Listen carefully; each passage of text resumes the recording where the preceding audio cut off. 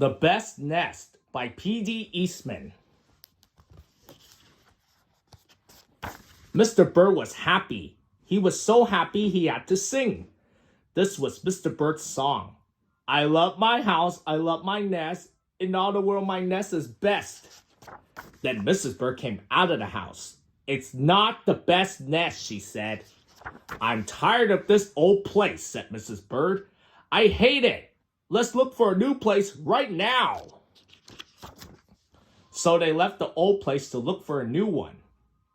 This place looks nice, said Mr. Bird. Let's move in here. But somebody else had already moved in. So they looked at another house.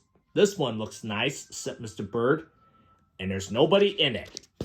You're wrong, said Mrs. Bird. This house belongs to a foot. So they went on looking. I like this one, said Mr. Bird.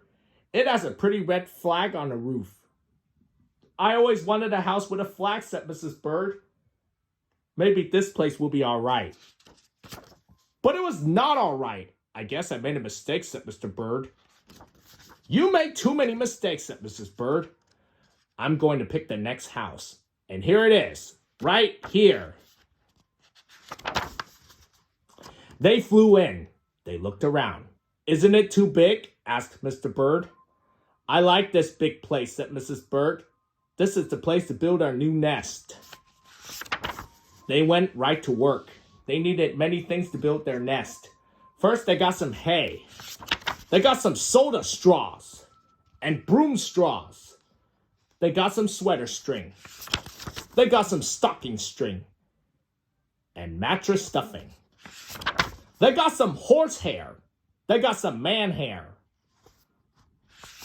Soon they have all the hay, all the straw, all the string, all the stuffing, all the horsehair, and all the man hair they could carry. They took it all back to build their nest. Mr. and Mrs. Bird worked very hard. It took them the rest of the morning to finish their nest. This nest is really the best, said Mrs. Bird. I want to stay here forever. Mr. Bird was very happy too. He flew to the top of his house. He sang his song again. I love our house. I love our nest. In all the world, our nest is best. He was so busy singing, he didn't even see Mr. Parker coming. Every day at 12 o'clock, Mr. Parker came to the church. Mr. Parker came to pull a rope. The rope went up to the bird's new nest. The rope rang the big bell right under Mrs. Bird's nest. Mrs. Bird got out of there as fast as she could fly. When Mr. Bird came in, all he could see was a mess of hay and string and stuffing and horsehair and man hair and straws. Where was Mrs. Bird? I will look for her until I find her, said Mr. Bird. He looked high. He looked low. He looked everywhere for Mrs. Bird.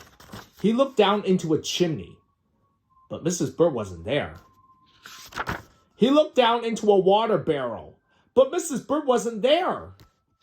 Then he saw a big fat cat. There was a big fat smile on the fat cat's face. There were some pretty brown feathers near the fat cat's mouth. Mr. Bird began to cry. Oh dear, he cried. This big fat cat has eaten Mrs. Bird. Mr. Bird flew off. I'll never see Mrs. Bird again, he cried. It was getting dark. It began to rain. It rained harder and harder. Mr. Bird could not see where he was going. Crash! Mr. Bird bumped into something. It was his old house. That old house that Mrs. Bird hated. I'll go inside, said Mr. Bird. I'll rest here until the rain stops. Mr. Bird went in, and there was Mrs. Bird sitting there singing. I love my house. I love my nest. In all the world, this nest is best. You? Here? Gasped Mr. Bird. I thought you hated this old nest. Mrs. Bird smiled. I used to hate it, she said. But a mother bird can change her mind. You see, There's no nest like an old nest for a brand new bird. And when the egg popped open, the new bird thought so too. The end.